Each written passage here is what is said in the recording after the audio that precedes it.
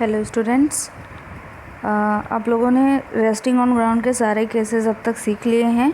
अब आप लोगों को सीखना है अंडरग्राउंड टैंक में।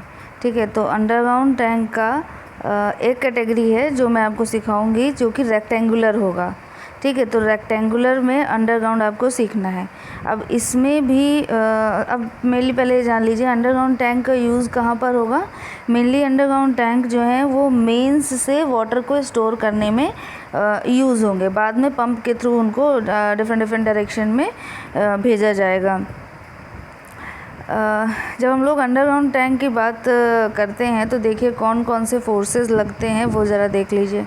जैसे अंडरग्राउंड टैंक है, ये पूरा यहाँ पे ऐसे ये ग्राउंड है, तो इसमें देखिए वाटर की वजह से तो लगेगा ही प्रेशर इसकी वॉल पे, और इस यहाँ पे जो अर्थ जो सॉइल अवेलेबल है उसकी वजह से भी सॉइल प्रेशर लगेगा। ठीक, तो हम इस पूरे काम को 2 स्टेप्स में परफॉर्म करते हैं। एक फर्स्ट स्टेप में हम लोग वाटर जो टैंक है उसको हम लोग मानते हैं कि वो खाली है, मतलब वाटर अवेलेबल नहीं है और सिर्फ अर्थ प्रेशर लग रहा है। फिर कैलकुलेशन करते हैं, रेनफोर्समेंट निकालते हैं, और दूसरा केस लेते हैं कि सिर्फ वाटर है और बाहर अर्थ नहीं है, तो ये हमारा रेस्टिंग ऑन ग्राउंड वाला केस पूरी तरह से बन जाता है। तो ये डिज़ाइन होता है 2 केसेस। ये तो कोई भी क्वेश्चन आपको रेक्टेंगुलर टैंक का दिया जाएगा तो दो केसेस के साथ सॉल्व होगा। इसके अलावा अब रेक्टेंगुलर टैंक है तो वो L/B रेशियो जो है वो 2 से ज़्यादा भी हो सकता है और 2 से कम भी हो सकता है।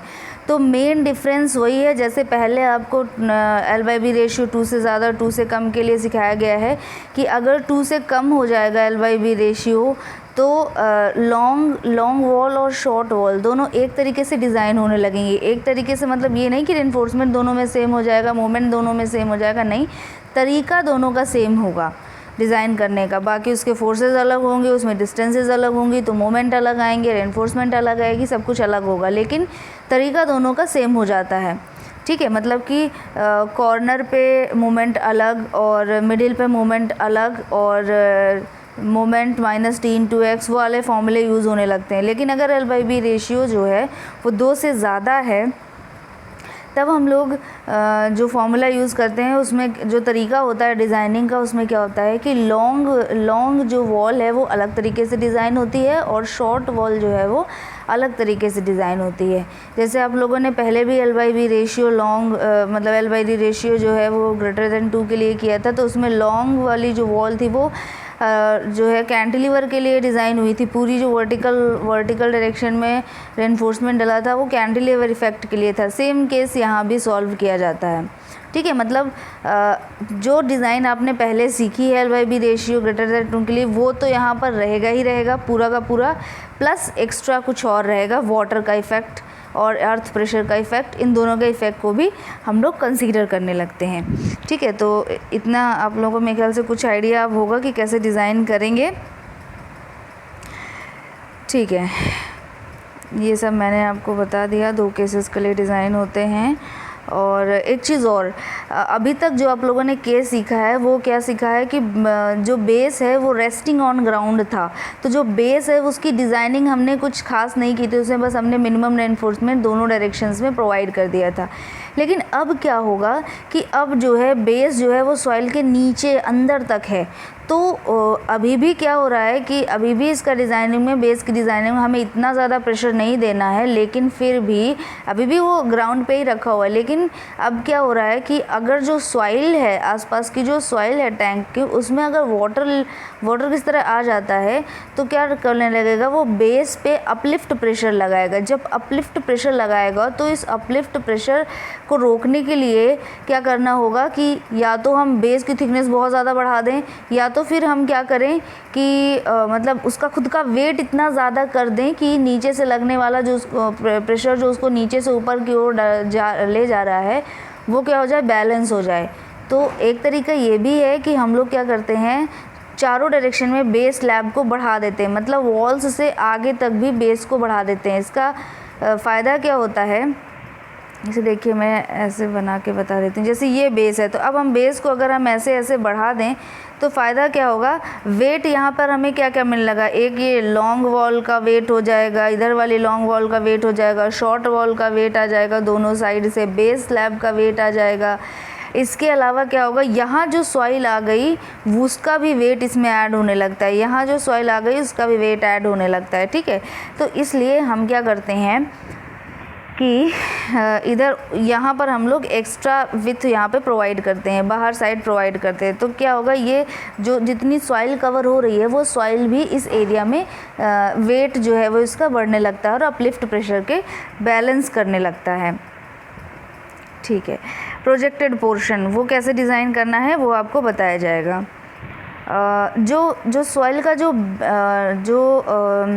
रूफ़ है, जो उसका जो रूफ़ है, जैसे ये वॉल है, ये वॉल है, ये बेस है, और अब तो रूफ़ भी डिज़ाइन होगी। तो रूफ़ की डिज़ाइनिंग का कोई अलग रूल नहीं है, आपने 1 वे 2 वे स्लैब जो पढ़ा है उसी के रूल्स को आप यहाँ पर अप्लाई कर सकते हैं, ठीक है। तो आपकी मर्ज़ी, आप कैसे उसको डिज़ाइन करना चाहते हैं, उसमें कोई नई बात नहीं है, वो आप लोग 1 वे 2 वे स्लैब सीख चुके हैं। अगर L/B रेशियो जो है वो 2 से ज़्यादा होगा तो 1 वे की तरह डिज़ाइन होगा, और अगर L/B रेशियो जो है वो 2 से कम होगा तो 2 वे की तरह डिज़ाइन करेंगे स्लैब को।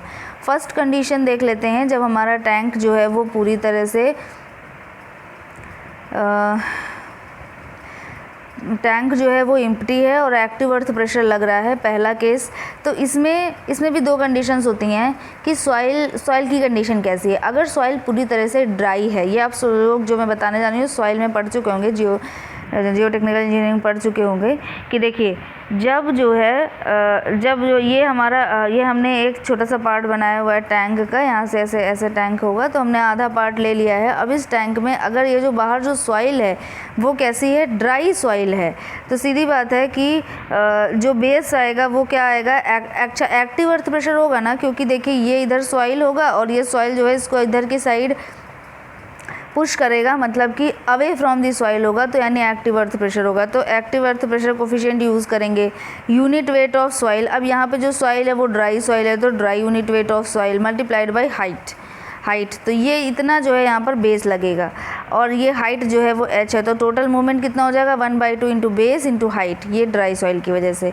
अब अगर ड्राई सॉइल ना होकर अब हमारा वाटर है, सैचुरेटेड सॉइल है, या किसी पर्टिकुलर लेयर तक सॉइल है, कि पर्टिकुलर डेप्थ तक वाटर है, उसके ऊपर वाटर नहीं है, फिर भी हम लोग क्या करते हैं, पूरी सैचुरेटेड मान के उसको सॉल्व करते हैं, तो ये ज़्यादा प्रेशर क्रिएट करता है।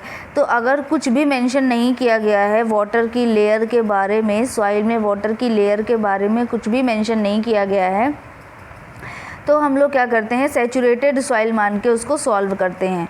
और अगर उसमें बोला गया है सैचुरेटेड सॉइल है तब तो कोई बात ही नहीं है, या फिर इस तरह भी बोलता है क्वेश्चन में कि वाटर का जो लेवल है वो अप एंड डाउन हो सकता है, तो भी हम लोग सैचुरेटेड सॉइल के लिए ही डिज़ाइन करते हैं। ओवरऑल यही है कि जब तक वो बिल्कुल बोल ना दे कि ड्राई सॉइल है, तब तक हम लोग हर केस के लिए सैचुरेटेड सॉइल ही लेकर काम करते हैं। अच्छा, ये आप लोगों ने पहले पढ़ा ही होगा कि अब जो है वो बेस जो है वो 2 पार्ट से मिलकर बनने लगता है। पहला पार्ट क्या होगा, एक्टिव अर्थ प्रेशर का coefficient multiplied by unit weight of soil. अब यूनिट वेट ऑफ सॉइल कौन सा होगा, सबमर्ज यूनिट वेट लेते हैं। सबमर्ज यूनिट वेट कैसे निकलता है, gamma saturated minus gamma W, ठीक है, gamma W unit weight of water multiplied by height. ये एक पार्ट जो होगा वो उसका सॉइल की वजह से होगा, दूसरा पार्ट जो होगा वो वाटर की वजह से होगा, जो कि कितना होगा, गामा डब्ल्यू इंटू एच होगा। हाइट क्या है यहाँ पर, एच है। तो देखिए प्रेशर निकालने के लिए, अर्थ प्रेशर निकालने के लिए अब जब भी फॉर्मूले लगाएंगे, अगर वाटर अवेलेबल नहीं है तो ये वाला फॉर्मूला, ये वाला केस कंसीडर करेंगे, और जब वाटर अवेलेबल है तो ये वाला केस कंसीडर करेंगे। ये अब मैं बार बार नहीं बताऊंगी, ये एक बार हो गया, ठीक है। तो अर्थ प्रेशर के लिए इतनी चीज़ सही है। अब देखिए इसमें जो Ka यूज़ किया गया है वो क्या है, कोफिशिएंट है, एक्टिव अर्थ प्रेशर का कोफिशिएंट है। तो उसका फॉर्मूला क्या होता है, 1 minus sine phi divide by 1 plus sine phi, जिसमें से फाई क्या होता है, एंगल ऑफ रिपोज और एंगल ऑफ इंटरनल फ्रिक्शन है। और गामा डी क्या होता है, dry unit weight of soil है। और गामा डैश जो है वो क्या है, submerge unit weight of soil है। गामा डैश की वैल्यू कैसे मिलेगी, gamma saturated minus gamma W. Gamma saturated क्या है, saturated unit weight of soil है, और गामा डब्ल्यू क्या है, यूनिट वेट ऑफ वाटर है, एच जो है वो हाइट ऑफ टैंक है। ठीक है, अब हम लोग डिज़ाइन स्टेप्स की तरफ आते हैं। Design steps rectangular underground tank के लिए। ठीक है, अब ये जो डिज़ाइन स्टेप्स मैंने दिए हैं उसमें हमने वैसे तो वाटर के लिए मतलब सॉइल में वाटर अवेलेबल है या नहीं है, मतलब ड्राई का केस है या सबमर्ज का केस है, इन दोनों केसेस के लिए मैंने बार बार अलग अलग जगह पे फॉर्मूले लिखे हैं, लेकिन आपको बस ये वाला कॉन्सेप्ट जो है वो ध्यान रखना है, इतना कॉन्सेप्ट आपको ध्यान में रखना है। ठीक है, दूसरी बात ये हो सकती है कि L/B रेशियो जो है वो 2 से ज़्यादा हो सकता है या 2 से कम हो सकता है, दोनों केसेस हो सकते हैं। तो हमने जो अभी जो पूरा डिज़ाइन बताया है वो 2 से ज़्यादा के लिए है। 2 से कम के लिए क्या डिफरेंस आएंगे वो मैं आपको पहले ये पूरा बता दूं, उसके बाद वो 2 से कम में क्या डिफरेंस आ जाएगा वो भी मैं आपको बता दूंगी। ठीक है, तो जो फर्स्ट स्टेप होता है उसमें हम लोग डिज़ाइन कांस्टेंट कौन कौन से हैं, कितने हैं, वो जो है देख लेते हैं। सिग्मा ST, सिग्मा CBC, ये सब वैल्यूज़ आपको पता है, ये टेबल से लेते हैं हम लोग। स्टील कौन सा यूज़ है वो सिग्मा ST वैल्यू दे देगा, कौन सा कंक्रीट है सिग्मा CBC वैल्यू दे देगा। M की वैल्यू निकालेंगे, M equal to 280/3 into sigma CBC। K की वैल्यू निकालेंगे, फॉर्मूला सामने लिखा हुआ है। इसके बाद J की वैल्यू निकालेंगे और फिर R की वैल्यू निकालेंगे। इस R का यूज़ कहाँ पे करेंगे, M equal to R BD²। ठीक है, वहाँ पर यूज़ होगा। सबमर्ज यूनिट वेट निकालने के लिए gamma saturated minus gamma W use करेंगे। अगर किसी भी तरीके से ये नहीं बताया गया है कि कौन सा अर्थ का यूनिट वेट दिया गया है या सॉइल का यूनिट वेट कौन सा दिया गया है, तो डिपेंड करता है कि कंडीशन कौन सी। मान लीजिए बस इतना बताया गया यूनिट वेट ऑफ सॉइल जो है वो कुछ है और बोला जा रहा है कि वाटर टेबल के इफ़ेक्ट को कंसीडर करिए, तो जो भी यूनिट वेट दिया गया है उस यूनिट वेट को हम लोग सैचुरेटेड मानते हुए काम करेंगे। अब इतना बेवकूफ़ी तो कोई भी नहीं करेगा कि ड्राई यूनिट वेट देगा और आपको जो है वाटर का मतलब वाटर टेबल के इफ़ेक्ट को कंसीडर करने को बोलेगा, तो ऐसा तो बिल्कुल नहीं होगा। ठीक है, ठीक है, ये पुरानी बात है ये आपको। अच्छा, प्रेशर निकालने के लिए जो रूल्स मैंने अभी बताए थे वही यूज़ होंगे। क्या होगा, अगर जो ड्राई सॉइल है तो सॉइल प्रेशर क्या हो जाएगा, active earth pressure coefficient multiplied by dry unit weight multiplied by height. और अगर वाटर टेबल है तो क्या होगा, KA multiplied by submerge unit weight multiplied by height plus unit weight of water multiplied by height. अगर L/B ratio जो है वो ज़्यादा है तो 2 से ज़्यादा है अगर L/B रेशियो, तो लॉन्ग वॉल जो होगी वो एक कैंटिलीवर, पूरे में कैंटिलीवर की तरह डिज़ाइन होगी। और शॉर्ट वॉल किस तरह डिज़ाइन होगी, इनिशियल स्मॉल h हाइट के लिए शॉर्ट वॉल जो है वो कैंटिलीवर की डिज़ाइन होगी और उसके ऊपर जो है वो फ्रेम एक्शन के लिए डिज़ाइन होगी सपोर्टेड ऑन लॉन्ग वॉल। अब ये जो स्मॉल h हाइट है वो हम लोग कैसे निकालते हैं, जो स्मॉल h है वो क्या होता है, कैपिटल H/4 या फिर 1 मीटर, दोनों में से जो ज़्यादा है वो लेंथ हम लोग कंसीडर कर लेते हैं। ठीक है, तो अब लॉन्ग वॉल की डिज़ाइन करते हैं। लॉन्ग वॉल के लिए हमने देखा ये जो केस हम लोग देख रहे हैं वो क्या है, L/B रेशियो ग्रेटर देन 2 के लिए है। 2 केसेस के लिए सॉल्व करना होता है। तो पहला केस जो है उसमें हमने क्या लिया हुआ है, टैंक जो है वो एम्प्टी है और एक्टिव अर्थ प्रेशर वॉल्स पे एक्ट कर रहा है। तो इसमें क्या होता है, लॉन्ग वॉल जो है वो कैंटिलीवर की तरह डिज़ाइन होगी और मैक्सिमम बेंडिंग मोमेंट जो है मतलब बेस के पास में जो maximum bending moment cantilever effect की तरह की वजह से क्रिएट होगा उसको हम लोग कंसीडर करेंगे। अब हम लोग ये देखते हैं कि बेस पर कितना सॉइल प्रेशर है। तो चूँकि वाटर का इफ़ेक्ट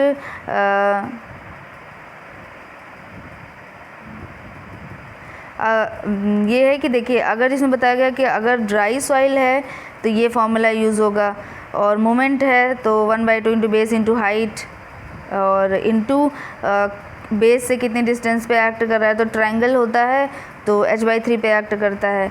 और अगर सैचुरेटेड सॉइल का केस है तो प्रेशर जो है वो ये हो जाएगा और क्या हो जाएगा, 1/2 into base into height into कहाँ पर एक्ट करेगा, H/3 पे एक्ट करेगा। तो मोमेंट हम लोग बेस पे निकाल लेते हैं, किसकी वजह से, टैंक को खाली मानते हुए टैंक के लॉन्ग वॉल के बाहर जो अर्थ है या सॉइल है उसकी वजह से जो कैंटिलीवर इफ़ेक्ट क्रिएट हो रहा है, तो बेस में जितना प्रेशर है वो निकाला और उस कैंटिलीवर के इफ़ेक्ट को पूरा मोमेंट निकाला।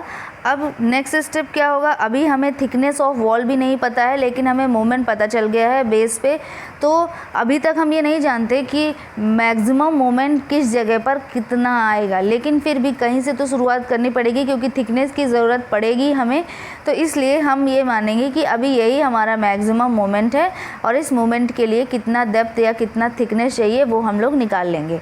बाद में इस थिकनेस को हमें क्रॉस चेक करना पड़ेगा हर एक मोमेंट के लिए, ठीक है।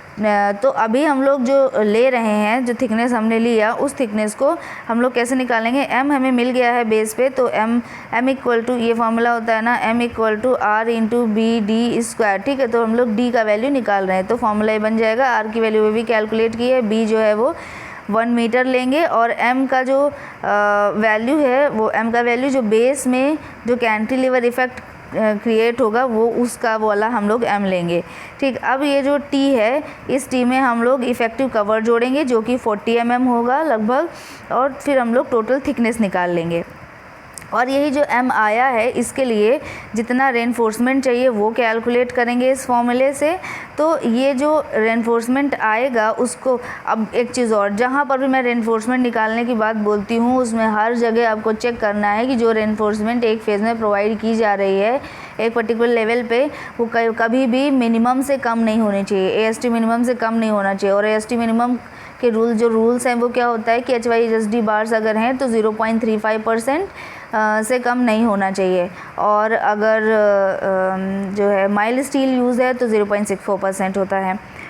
और एक चीज़ और, हम लोग AST मिनिमम के लिए चेक करते हैं, फिर हम लोग एक सुटेबल डाया सेलेक्ट करते हैं, स्पेसिंग कैलकुलेट करते हैं, और फिर से स्पेसिंग के लिए भी चेक करते हैं कि कहीं ये स्पेसिंग जो है वो 100 mm से कम तो नहीं है, या फिर स्पेसिंग जो है वो डेप्थ जितना थिकनेस आया है, थिकनेस स्लैब का आया है, उस थिकनेस से तो ज़्यादा नहीं है स्पेसिंग। ये दोनों क्राइटेरिया लगेंगे, ठीक है। तो ये 2-3 चीज़ें हैं जो मैं बार बार नहीं बताऊंगी, मैं सिर्फ बताते चली जा रही हूँ, रूल बता जा रही हूँ। ये रूल्स आपको हमेशा के लिए ध्यान रखने हैं। डेप्थ के लिए हमेशा चेक करना है, एसटी मिनिमम के लिए हमेशा चेक करना है, डाया सिलेक्ट करना है, स्पेसिंग देखना है, स्पेसिंग के लिए चेक करना है। इतना काम आप लोग करेंगे, ठीक है। फिर इसके बाद ये है कि ये जो AST प्रोवाइड होगा वो कहाँ पर प्रोवाइड होगा। देखिए, वर्टिकल डायरेक्शन में प्रोवाइड किया, सबसे पहले तो क्या होगा, लॉन्ग वॉल पे प्रोवाइड किया जाएगा। इसके अलावा वर्टिकल डायरेक्शन पे प्रोवाइड किया जाएगा, और किस फेज़ में प्रोवाइड किया जाएगा, आउटर फेज़ में प्रोवाइड किया जाएगा। क्या ये चीज़ मैंने नहीं लिखी, ये देखिए लिखा है मैंने, आउटर साइड में प्रोवाइड किया जाएगा, ठीक है। अब ये बात आपको ध्यान होनी चाहिए, बात आपने बहुत बार की भी है कि ये जो हमने रेनफोर्समेंट कैलकुलेट किया है वो क्या किया है, हमने बेस में मोमेंट को लेकर कैलकुलेट किया है, क्योंकि वहीं पर ज़्यादा मोमेंट है।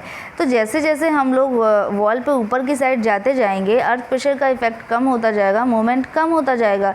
तो जितना रेनफोर्समेंट हमने मैक्सिमम मोमेंट के लिए नीचे दिया है, अगर हम लोग उतना ही रेनफोर्समेंट ऊपर देंगे तो वो सेफ़ तो होगा लेकिन इकोनॉमिकल नहीं होगा।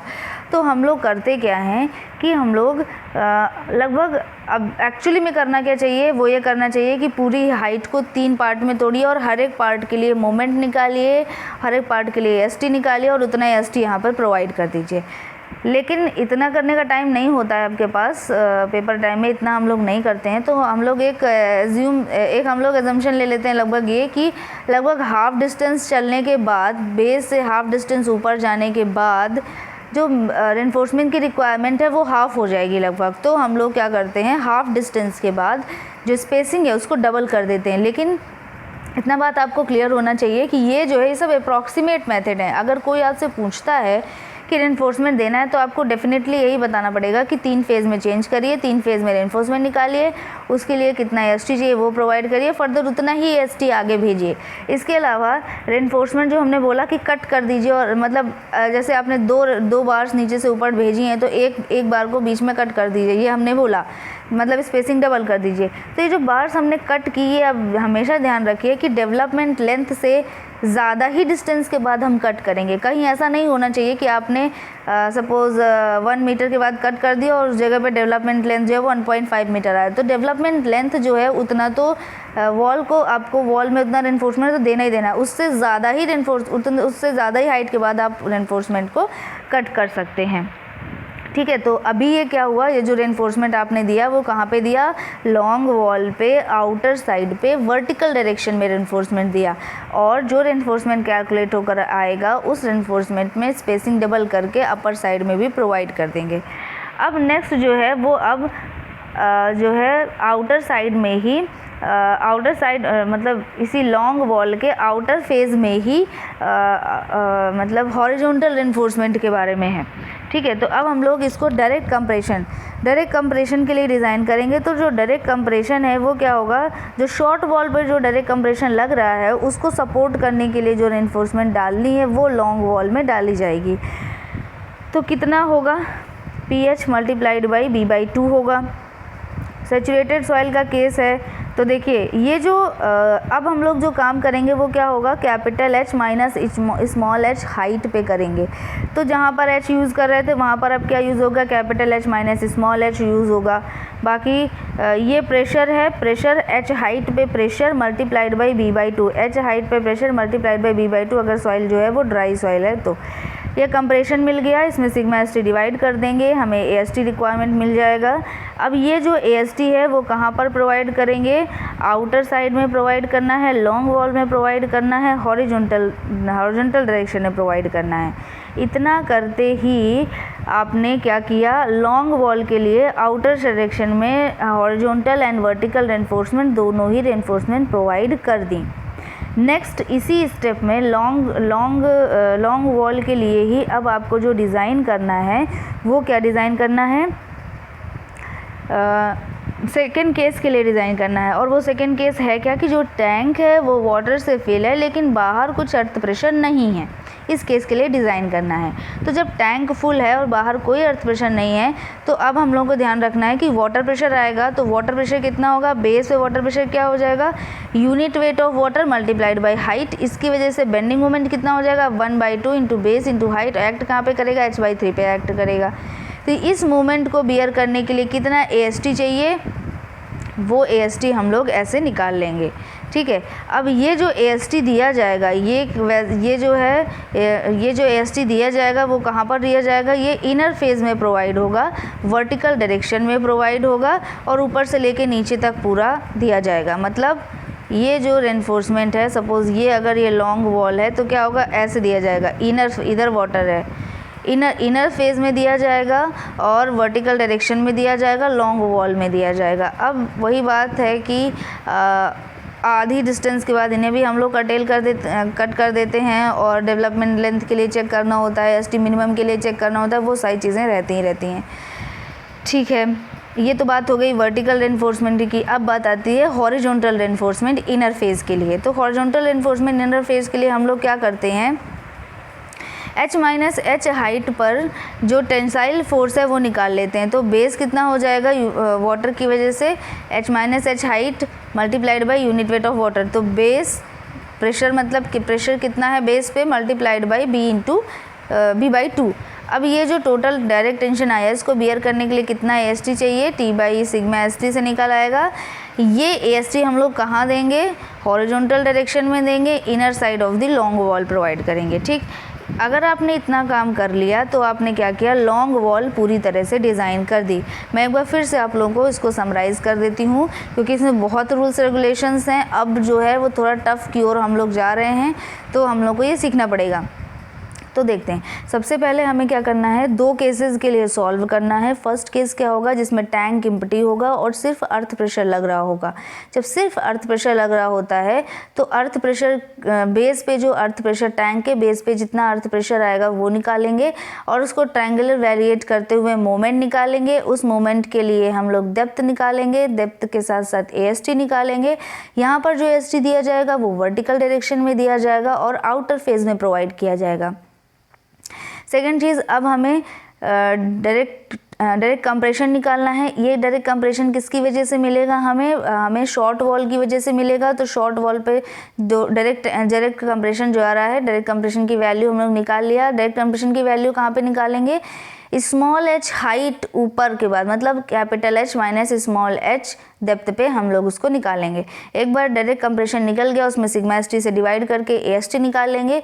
ये जो AST दिया जाएगा वो हॉरिजॉन्टल डायरेक्शन में दिया जाएगा और लॉन्ग वॉल की आउटर फेज में दिया जाएगा। अब बात आती है कि सेकंड केस की, जिस सेकंड केस में क्या है कि सिर्फ वाटर है और अर्थ प्रेशर नहीं है। तो जब सिर्फ वाटर है तो अब हमें वाटर प्रेशर निकालना पड़ेगा बेस में, और फिर उसकी वजह से जो मूवमेंट आ रहा है वो निकालना पड़ेगा। उसमें जो AST चाहिए होगी वो AST कहाँ प्रोवाइड किया जाएगा, इनर फेज में प्रोवाइड किया जाएगा, वर्टिकल डायरेक्शन में प्रोवाइड किया जाएगा।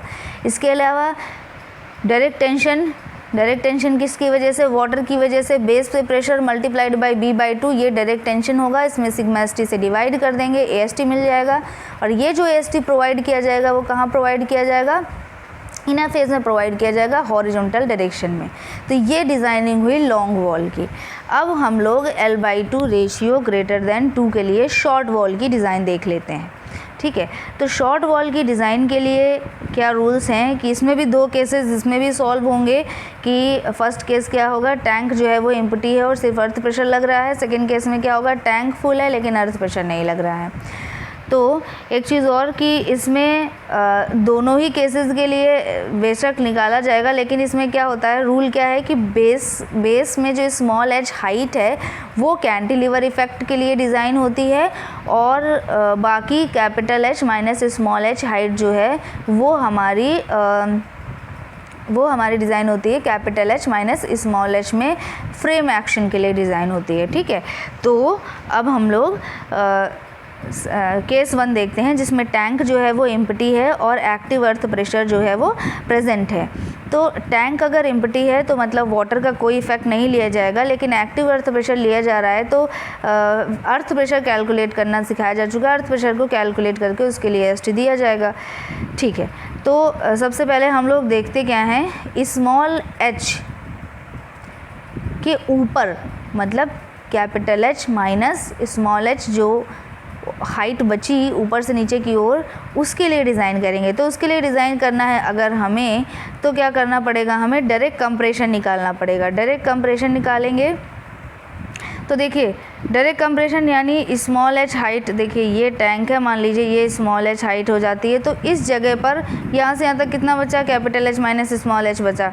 तो इस जैसे हम लोग बेस के लिए निकालते थे वैसे इस जगह के लिए भी निकाल लेंगे, लेकिन अब बस h की जगह क्या यूज़ होने लगेगा, H minus small h use होने लगेगा।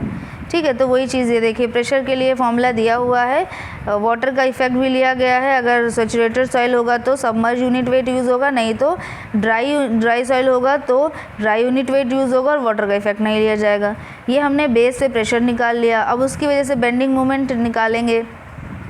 बेंडिंग मोमेंट जो आएगा वो कैसे आएगा, कॉर्नर्स पे अलग होगा और मिडिल पे अलग होगा। ध्यान है, अगर तो फ्रेम एक्शन के लिए हम लोग यही निकालते थे, क्या होता था, माइनस का PH B²/12 निगेटिव जो लगा हुआ है वो सिर्फ इसलिए है कि जो हम लोग रेनफोर्समेंट देंगे, मतलब इसमें बस ये बताने के लिए है कि टेंसाइल जो फोर्स है वो किधर की साइड लग रहा है। तो चूँकि ये जो अर्थ प्रेशर है वो कहाँ से लग रहा है, बाहर से अंदर की ओर लग रहा है, यानी टेंसाइल फोर्स किधर की साइड लगेगा, बाहर की साइड लगेगा। जब बाहर की साइड लगेगा तो रेनफोर्समेंट भी हमें आउटर फेज में ही प्रोवाइड करनी है, कॉर्नर्स में। ठीक है, तो कॉर्नर्स के लिए हम लोग क्या यूज़ करेंगे, ये वाला फॉर्मूला यूज़ करेंगे, PB²/12 यूज़ करेंगे। अच्छा, इसके लिए जो AST चाहिए वो क्या होगा, ये M1 से इंडिकेट किया है इसको हमने, तो M1/σ ST × J × D, ये AST। अब इसकी वजह से जो AST प्रोवाइड की जाएगी वो कहाँ पे प्रोवाइड की जाएगी, आउटर फेज में प्रोवाइड किया जाएगा और नियर द कॉर्नर्स प्रोवाइड किया जाएगा। और रेनफोर्समेंट होगा कैसा, हॉरिजॉन्टल रेनफोर्समेंट होगा। नेक्स्ट जो है, अब देखते हैं सेंटर के लिए। तो ये जो सेंटर के लिए जो फॉर्मूला है, ये है सेंटर के लिए जो फॉर्मूला है, हम लोग ये लेते हैं, ये फॉर्मूला लेते हैं। देखिए इसमें पॉजिटिव रेनफोर्समेंट, पॉजिटिव लिखा हुआ है, मतलब कि ये जिस डायरेक्शन से फोर्स कंसीडर कर रहे हैं उसके अपोजिट डायरेक्शन में टेंसाइल फोर्स जनरेट करेगा, यानी कि इनर डायरेक्शन में रेनफोर्समेंट देगा। तो इनर डायरेक्शन में रेनफोर्समेंट हमें देना है, इसके थ्रू जो AST कैलकुलेट होगा वो इनर डायरेक्शन में, इनर फेज में दिया जाएगा और कैसा होगा, हॉरिजॉन्टल दिया जाएगा और टॉप H-H पोर्शन में दिया जाएगा और सेंटर वॉल के सेंटर साइड में दिया जाएगा। और इसे किसे देना था, ये कॉर्नर साइड में, पहला वाला रेनफोर्समेंट जो है वो आउटर साइड में, कॉर्नर साइड में देना था और अभी जो रेनफोर्समेंट आ रहा है वो कहाँ पर देना है, इनर साइड में, मिडिल पार्ट में देना है।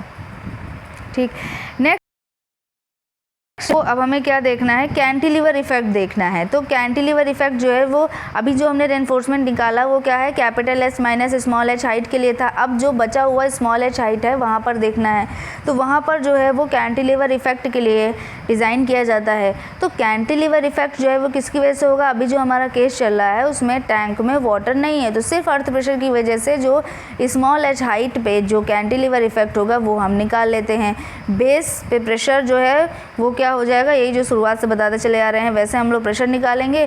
फिर अब जो हाइट यूज़ होगा वो स्मॉल h यूज़ होगा, तो मतलब 1/2 into pressure at base multiplied by small h multiplied by h/3, क्योंकि h/3 पे एक्ट करेगा। तो मोमेंट निकाला, इसको हमने m3 से इंडिकेट किया। इस m3 को बियर करने के लिए जितना AST निकाला हमने वो निकाल लिया। अब ये जो AST प्रोवाइड करना है वो कैसे होगा, चूँकि मोमेंट के लिए है, कैंटिलीवर इफेक्ट के लिए है, मतलब वर्टिकल डायरेक्शन में लगेगा। आउटर साइड से लगने वाले मतलब अर्थ प्रेशर की वजह से है, तो मतलब ये आउटर साइड पे प्रोवाइड होगा, मतलब इसकी वजह से जो रेनफोर्समेंट कैलकुलेट होकर आ रही है वो रेनफोर्समेंट हम लोग आउटर फेज में वर्टिकल डायरेक्शन में शॉर्ट वॉल में प्रोवाइड करेंगे। अब बात ये है कि वैसे तो इस रेनफोर्समेंट की ज़रूरत सिर्फ स्मॉल h हाइट तक ही है, लेकिन हम इसे पूरा नीचे से लेके ऊपर तक वॉल में प्रोवाइड करते हैं। अगेन वही बात, जब ऊपर तक बिल्कुल ज़रूरत नहीं है फिर भी हम लोग एक्स्ट्रा रेनफोर्समेंट दे रहे हैं तो पूरा रेनफोर्समेंट ऊपर बढ़ाने की ज़रूरत नहीं होती है। h/2 डिस्टेंस के बाद हम रेनफोर्समेंट को हाफ करके ऊपर भेजते हैं। लेकिन फिर से वही बात है कि डेवलपमेंट लेंथ से पहले हम कट नहीं कर सकते हैं, इन सब चीज़ों का हमें ध्यान रखना होगा। तो फर्स्ट केस सॉल्व हो गया। फर्स्ट केस क्या था, जिसमें हमारा अर्थ प्रेशर हमने लिया था लेकिन हमने टैंक के अंदर वाटर फिल नहीं किया था। अब नेक्स्ट जो हमारा स्टेप है वो क्या होगा कि टैंक जो है वो पूरी तरह से फिल है लेकिन अर्थ प्रेशर जो है वो लग रहा है। ये अगर ध्यान हो तो ये केस पूरी तरह से क्या हो जाएगा, रेस्टिंग ऑन ग्राउंड वाला केस जो है वो हो जाता है, रेस्टिंग ऑन ग्राउंड वाला केस हो जाएगा। ठीक है, तो सबसे पहले हम लोग डिज़ाइन कर लेते हैं क्या, capital H minus small h height के लिए। उसमें भी क्या हो जाएगा, स्लैब एक्शन लगेगा, तो जो वाटर प्रेशर लग रहा है capital H minus small h height पर वो हमने निकाला और वो कितना आया, ये unit weight of water multiplied by height. इसकी वजह से जो बेंडिंग मोमेंट आया कॉर्नर्स पे वो क्या हो जाएगा, ये माइनस का pH इंटू b²/12। इसकी वजह से जो AST आया उसको हमने AST 4 से इंडिकेट किया है। अब जब ये कॉर्नर्स के लिए है और निगेटिव है तो मतलब जिस डायरेक्शन से लग रहा है उसी डायरेक्शन साइड में प्रोवाइड किया जाएगा। वाटर जो है वो अंदर फिल होता है, मतलब ये जो रेनफोर्समेंट है ये कहाँ पे होगी, इनर फेज में प्रोवाइड की जाएगी। इनर फेज में प्रोवाइड करने के साथ साथ ये जो है कॉर्नर्स पे प्रोवाइड की जाएगी। ठीक है, तो कॉर्नर पे इनर फेज में प्रोवाइड किया जाएगा। अब हम लोग देखते हैं कि डायरेक्ट टेंशन भी लगेगा इस शॉर्ट वॉल पे, डायरेक्ट टेंशन भी लगेगा। अभी तो जो हमने लिया वो किसकी वजह से लिया, वाटर की वजह से लिया। अब जो होगा डायरेक्ट टेंशन कितना लग रहा है, डायरेक्ट टेंशन भी निकाल लेंगे तो क्या हो जाएगा, pH into L/2। pH into L/2 जो है इसको हम लोग T से इंडिकेट कर रहे हैं। इसमें हम लोग AST निकालना है तो AST हम लोग निकालेंगे T/σ से। अब ये जो AST प्रोवाइड होगा वो कहाँ पर प्रोवाइड होगा, ये भी इनर फेज में ही प्रोवाइड होगा। इनर फेज में कॉर्नर पे और मिडिल पे दोनों पे प्रोवाइड होगा। ठीक है, तो देखिए अभी अगर आपको ध्यान हो तो अभी थोड़ी देर पहले ही आपने मिडिल के लिए इनर फेज पे मिडिल पे AST दिया था, जिसको हमने किस से, AST 2 से इंडिकेट किया है। ठीक है, अब ये जो AST 5 आया है ये भी हम बोल रहे हैं कि पूरे इनर पार्ट में प्रोवाइड किया जाएगा। तो जो मिडिल पे, इनर पार्ट पे मिडिल पे जो टोटल AST दिया जाएगा वो क्या हो जाएगा, AST 5 प्लस AST 2 हो जाएगा। ठीक, और इनर फेज पे कॉर्नर साइड पे कितना AST हो जाएगा, AST 5 तो देखिए रहेगा ही रहेगा, अब प्लस AST 4 ये जो अभी अभी कैलकुलेट होकर आया है ये कॉर्नर्स पे जो मोमेंट है उसकी वजह से। तो ये दोनों रेनफोर्समेंट जो हैं वो इनर फेज की तरह हो जाएंगे। अब हम लोग इसके लिए डाया सेलेक्ट करेंगे, स्पेसिंग वगैरह सेलेक्ट कर देंगे। अब मैक्सिमम मोमेंट जो है वो सेंटर पे कितना आएगा, सेंटर पे कितना आएगा, अभी हमने कॉर्नर वाला देखा था। अब सेंटर के लिए क्या हो जाएगा, PH × B²/16 हो जाएगा। इसको बियर करने के लिए जितना ST चाहिए वो हम लोग कैसे निकालेंगे, M6 divide by sigma ST × J × D, इससे हम लोग को ST मिल जाएगा। और ये ST हम लोग को कहाँ पे देना होगा, ये ST हम लोग देंगे आउटर फेज में देंगे और मिडिल पार्ट में देंगे, आउटर फेज में, मिडिल पार्ट में, और हॉरिजॉन्टल रेनफोर्समेंट होगी। अब हम लोग बात कर लेते हैं वाटर की वजह से जो कैंटिलीवर इफेक्ट हो रहा है उसके लिए। तो स्मॉल h हाइट पे कैंटिलीवर इफेक्ट को हम लोग कंसीडर करेंगे। बेस कितना हो जाएगा, unit weight of water multiplied by total height, ये बेस पे प्रेशर हो जाएगा। बेस पे प्रेशर 1/2 इंटू बेस पे प्रेशर इंटू स्मॉल h/3 जो एक्ट कर रहा है। ये बेंडिंग मोमेंट आया, ये M7 है। इसके लिए जो ST कैलकुलेट होगा इस फॉर्मूले से कैलकुलेट होगा। अब इसमें जो रेनफोर्समेंट दिया जाएगा कैंटिलीवर इफेक्ट की वजह से है, मतलब वर्टिकल बार जाएंगी, वाटर की वजह से है, मतलब इनर फेज में दिया जाएगा।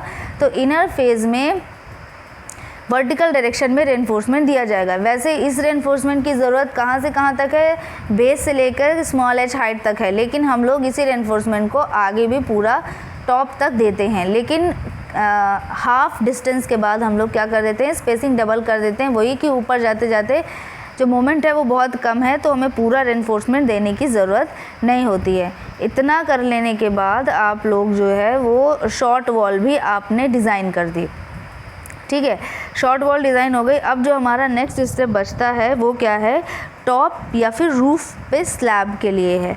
ये तो पूरी तरह से किसकी तरह डिज़ाइन होती है, जो आपने 1 वे 2 वे स्लैब पढ़ी हैं उसकी तरह से डिज़ाइन होती है, ठीक। तो अभी हमें ध्यान होगा कि उसमें लिए हम लोग क्या करते थे, वेट ऑफ स्लैब भी देखते थे। अब वेट ऑफ स्लैब के लिए इसका डेप्थ हमें पता होना चाहिए, तो वो तो हमें पता नहीं है। तो हम लोग एक डेप्थ जो है वो एज्यूम करते हैं। कैसे एज्यूम करते हैं, L/D रेशियो जो है उसको हम लोग 25 मानते हैं। वैसे ये जो रूल्स रेगुलेशन है वो किसकी तरफ से हैं, वो जो है वो डिफ्लेक्शन क्राइटेरिया को ध्यान में रख के किया गया है। अब एक रूल और यहाँ पे जानना होगा कि इसमें जो L/D रेशियो यूज़ हो रहा है वो स्मॉल l यूज़ किया जाएगा, क्योंकि उधर ही साइड डिफ्लेक्शन जो है वो ज़्यादा शो होता है। तो स्मॉल ये जो l यूज़ होगा यहाँ पे क्या होगा, विथ रखी जाएगी।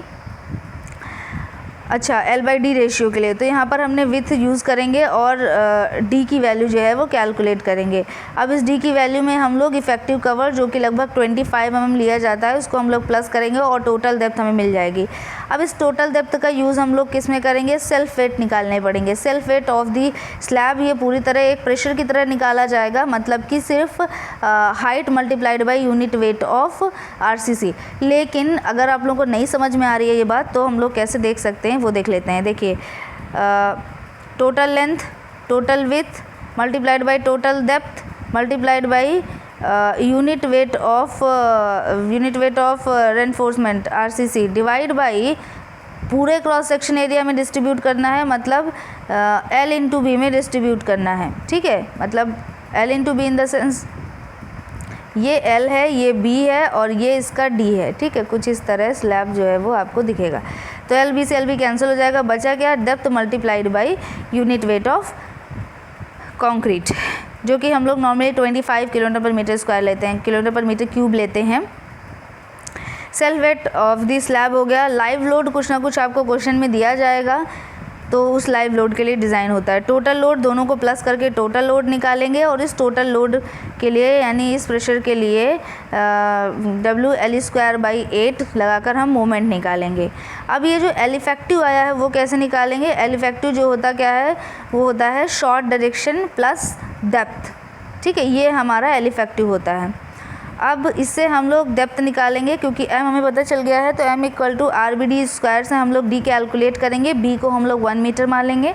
अब चेक करेंगे क्या ये जो डेप्थ आया है, ये जो हमने एज्यूम किया था डेप्थ उससे, या जो कैलकुलेट किया था L/D रेशियो से, उससे क्या ज़्यादा आया है। अगर ज़्यादा आया है जो रिक्वायर्ड है तो हम लोग वो वाला डेप्थ ले लेंगे और फिर से कैलकुलेट करेंगे पूरा उसका वेट।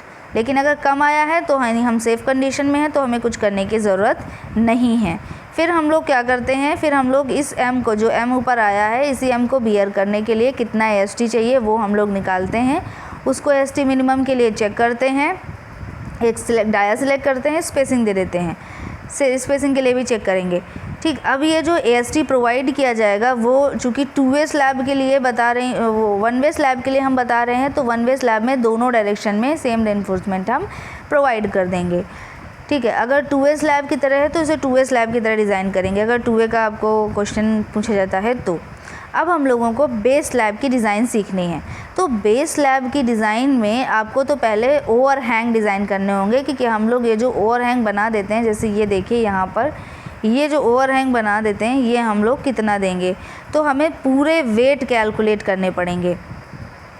पूरे वेट कौन कौन से कैलकुलेट करने पड़ते हैं कि अगर जो सॉइल है वो जो है सैचुरेटेड है, तो हमारा जो प्रेशर हो जाएगा वो क्या हो जाएगा, प्रेशर जो है वो वाटर की वजह से होगा, और प्रेशर कितना हम लोग ये लेंगे, ये unit weight multiplied by total height plus thickness. T जो है वो क्या है, thickness of the base slab है। अपनी ओर से कि कोई हम एक जो थिकनेस है वो एज्यूम करते हैं, बाद में हम इसे क्रॉस चेक करेंगे। ठीक है, यहाँ पर जो कवर दिया जाता है वो 60 mm का दिया जाता है, पर यहाँ जो हम लोग टोटल थिकनेस मानते हैं वो टोटल थिकनेस हम लोग मानेंगे। ठीक है, तो इफेक्टिव कवर का सच अभी कुछ काम नहीं है, लेकिन बाद में पड़ेगा। ठीक है, ये जो प्रेशर आया यही क्या है, ये अपलिफ्ट तरह एक्ट करेगा। ये देखिए, ये यहाँ पर P से इंडिकेट किया गया है, और ये जो वेट है ये ऐसे एक्ट कर रहा है, अपलिफ्ट प्रेशर। अभी हमारा जो काम है वो क्या है, ये जो x दिख रहा है आपको, इस x की वैल्यू निकालनी है कि कितनी दूर तक हमें उसे एक्सटेंड करना पड़ेगा। इसके बाद हम लोग इन प्रेशर फोर्सेस को कैलकुलेट करेंगे दोबारा से।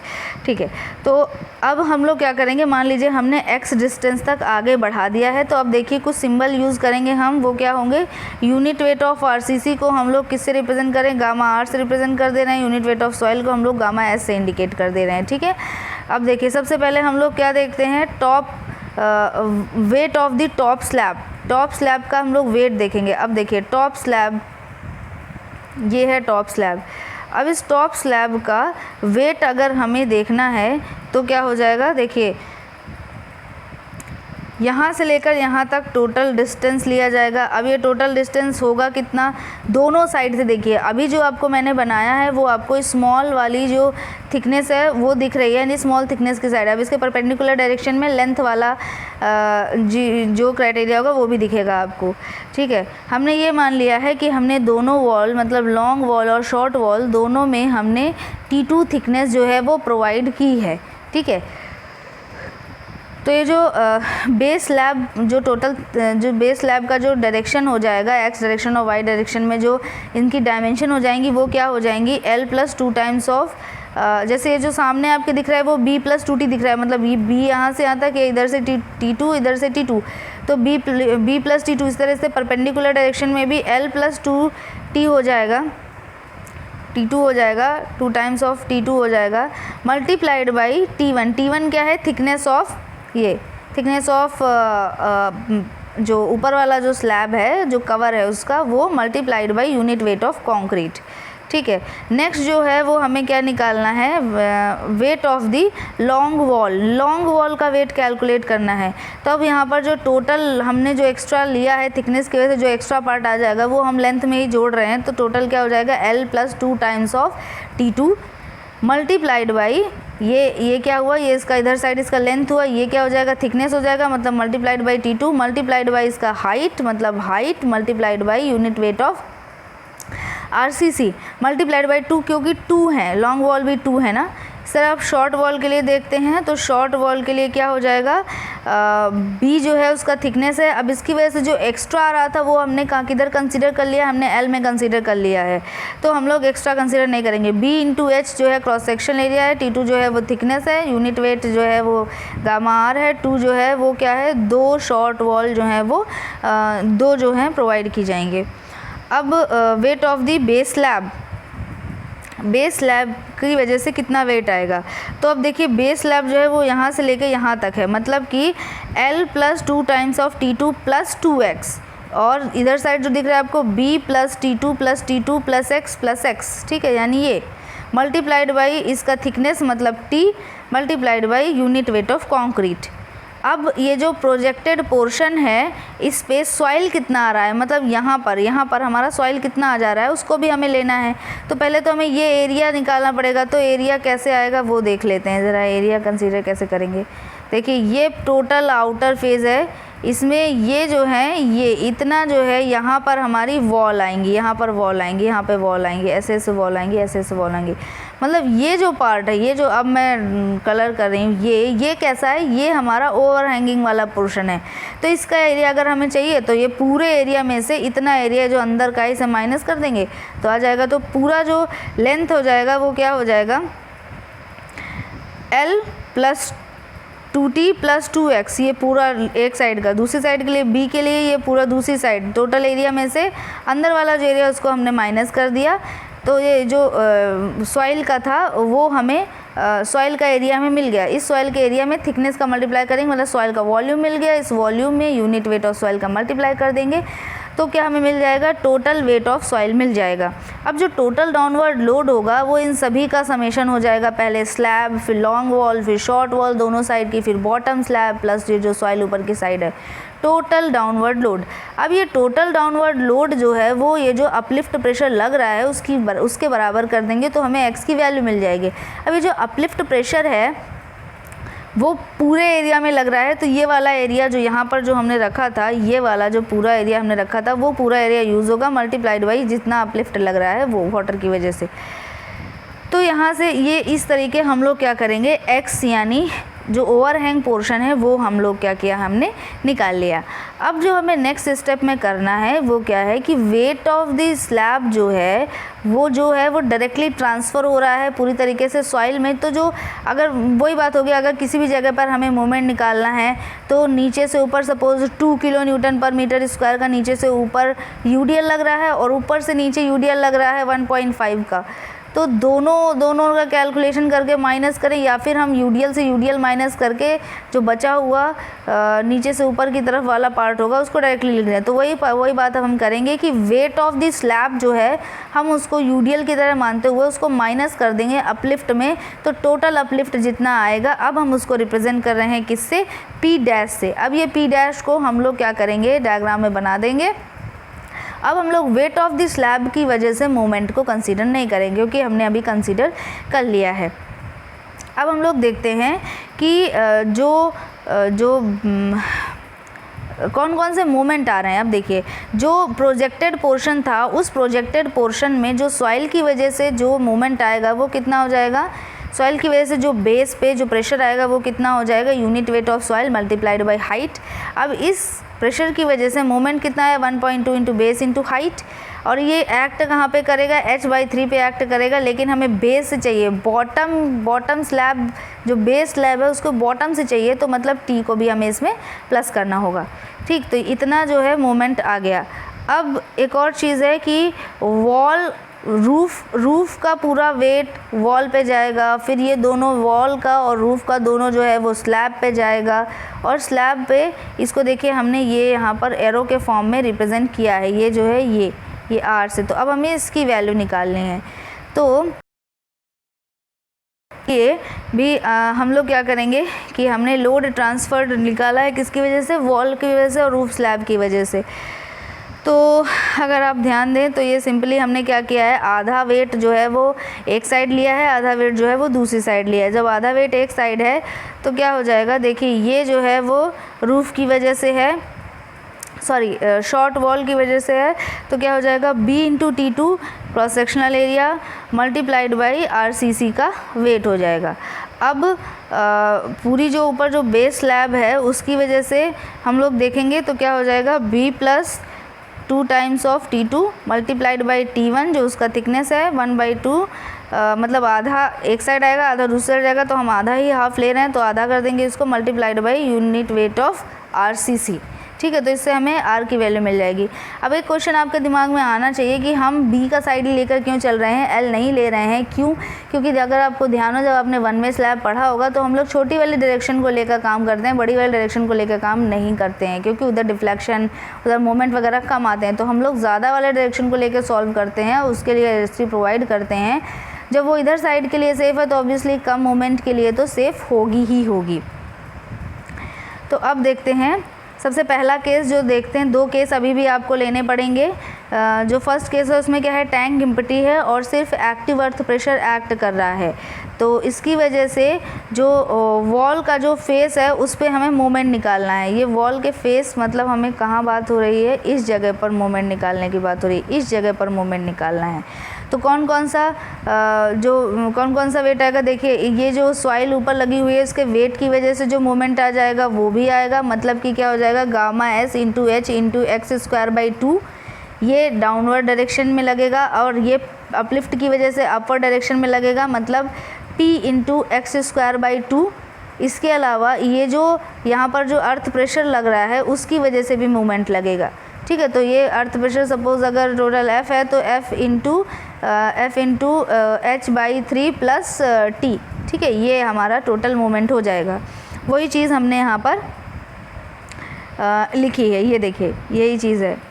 हमने क्या किया हुआ है, जो अपलिफ्ट की वजह से जो मोमेंट लग रहा है उस डायरेक्शन को पॉजिटिव माना है, मतलब हमने उधर साइड टेंशन ले लिया है।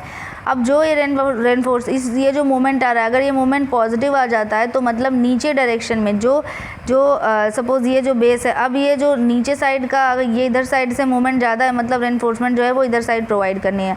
अगर निगेटिव आ जाता है तो मतलब हमें रेनफोर्समेंट इधर साइड प्रोवाइड करनी है, ठीक है। तो ये मोमेंट कैलकुलेट किया m1, अब बाद में इसके लिए एस टी भी कैलकुलेट करेंगे। अब सेंटर, अब देखिए जो सेंटर पे जो मोमेंट अलग होगा, क्योंकि जो कॉर्नर पे है वहाँ पर मोमेंट अलग है क्योंकि ये सॉइल की वजह से मोमेंट ज़्यादा आ रहा है, लेकिन अब सेंटर पे तो ये मोमेंट रहेगा नहीं सॉइल की वजह से, तो हम लोग फिर से सेंटर पे फिर से कैलकुलेट करते हैं। तो सेंटर पे कैलकुलेट किया तो मोमेंट हमें मिला m2। इस m2 के लिए भी जो AST दिया जाएगा वो कहाँ पर होगा, बेस स्लैब में सेंटर की साइड होगा, ठीक है।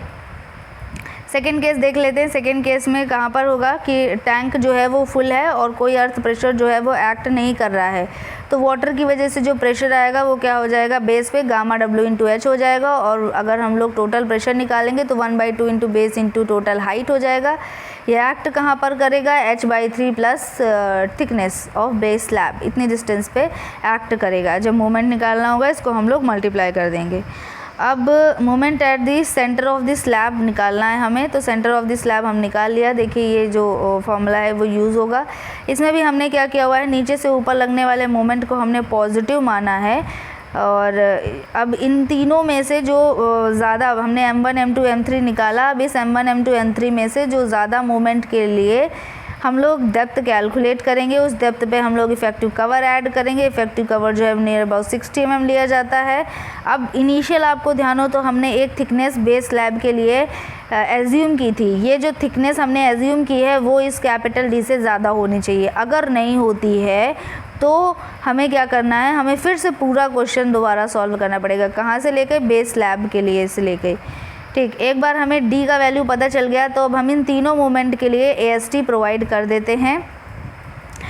अब देखते हैं कि ये AST प्रोवाइड कहाँ कहाँ पे करनी है। तो देखिए ये जो AST जो सबसे पहला मोमेंट निकला था, यानी जिसे हम लोग AST 1 से इंडिकेट कर रहे हैं, ठीक है, वो AST कहाँ पे प्रोवाइड किया जाएगा, बॉटम फेज में प्रोवाइड किया जाएगा, कॉर्नर साइड पे प्रोवाइड किया जाएगा, शॉर्ट डायरेक्शन के पैरेलल। अभी जितनी भी रेनफोर्समेंट आ रही हैं वो सभी शॉर्ट के पैरेलल ही दी जाएंगी क्योंकि हमने शॉर्ट के लिए ही डिज़ाइन किया है, ठीक है। तो ये जो AST 3 है उसके लिए हो गया। अब AST 1 हो गया, उसके लिए हो गया। AST 2 के लिए देख लेते हैं। AST 2 जो है वो कहाँ पे प्रोवाइड किया जाएगा, बॉटम फेज में प्रोवाइड किया जाएगा और मिडिल एरिया में प्रोवाइड किया जाएगा। बॉटम एरिया में, कॉर्नर एरिया में AST 1 प्रोवाइड किया जाएगा, बॉटम एरिया में, मिडिल एरिया में AST 2 प्रोवाइड किया जाएगा। AST 3 कहाँ प्रोवाइड किया जाएगा, टॉप फेज में प्रोवाइड किया जाएगा, ठीक है। अब ये तो जो बात हुई पूरी हमने जितनी भी बात की वो किसके लिए की, पैरेलल टू शॉर्ट डायरेक्शन किया। अब हम लोग जो भी रेनफोर्समेंट देंगे वो पैरेलल टू लॉन्ग डायरेक्शन देंगे। तो पैरेलल टू लॉन्ग डायरेक्शन में हम लोग क्या करते हैं, सिर्फ डिस्ट्रीब्यूशन स्टील प्रोवाइड कर देते हैं, मतलब कि मिनिमम स्टील प्रोवाइड कर देते हैं पैरेलल टू लॉन्ग के लिए। नेक्स्ट स्टेप जो होता है वो डिटेलिंग डायग्राम बनाना होता है, जो आपको बहुत केयरफुली बनाना। आप लोगों को पूरा समझ में आ गया होगा। नहीं आया है तो अभी एक एग्जांपल मैं बताऊंगी, उस एग्जांपल को पूरी तरह से समझिएगा, दोबारा से पूरा रिवीजन हो जाएगा आपका, ठीक है। कोई आपको इसमें दिक्कत हो तो आप लोग मुझसे पूछ सकते हैं। Thank you.